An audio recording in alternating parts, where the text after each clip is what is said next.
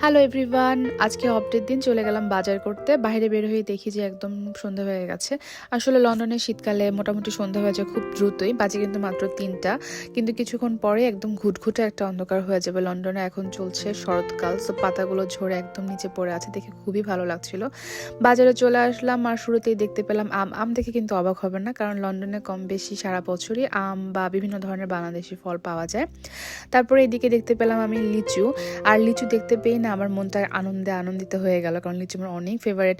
এই যে এখানে পুঁইশাক দেখা যাচ্ছিল, কালারফুল না, খুব সুন্দর, একদম পুরো বাংলাদেশের মতো।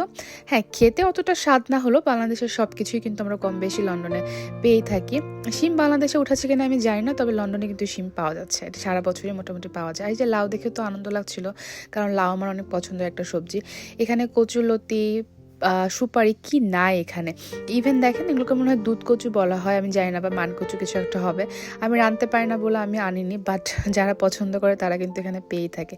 কত বড় একটা চিতল মাছ, তাই না? বাংলাদেশের সব বড় বড় মাছগুলো আমার মনে হয় এই বাইরের দেশগুলোতে আসে, কিন্তু দুঃখের বিষয় একটাই, যেগুলো সবগুলোই ফ্রোজেন। যদি একটু টাটকা হতো কতই না ভালো হতো খেতে, বলেন। এই জন্য না আমি এখানে আসলে মাছ খেতে পারি না, শুধু ইলিশ মাছটাই আমার কেনা হয়, কারণ আসলে অনেক বেশি গন্ধ লাগে আমার কাছে। আর এই যে সব ধরনের ছোট মাছ এখানে ফ্রোজেন আকারে পাওয়া যাচ্ছে। খেতে অতটা ভালো না লাগলো, আমি কাচকি মাছটা কিন্তু মাঝে মাঝে নিয়ে যাই, কারণ এটা খেতে আসলে অত বেশি গন্ধ লাগে না, একটু ভালো করে ক্লিন করে রান্না করলে মোটামুটি খেতে ভালো লাগে। এই যে পুঁটি মাছগুলো দেখে ভাবছিলাম যে নেব কিনা, কারণ ভেজে পুঁটি মাছ খেতে আমার ভীষণই পছন্দ। সো এখানে আমি জীবনে প্রথমবারের মতো মুরগির ডিম দেখলাম যে ফ্রোজেন আকারে বিক্রি করছে। আমি জানি না বাংলাদেশে কোথাও এভাবে মুরগির ডিম বিক্রি করে কিনা।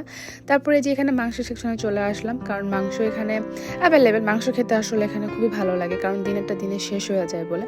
সব কিছু শেষে আমি খরচ করেছিলাম 90 পাউন্ড, যেটা কিনা বাংলাদেশে টাকায় 15,000 টাকা।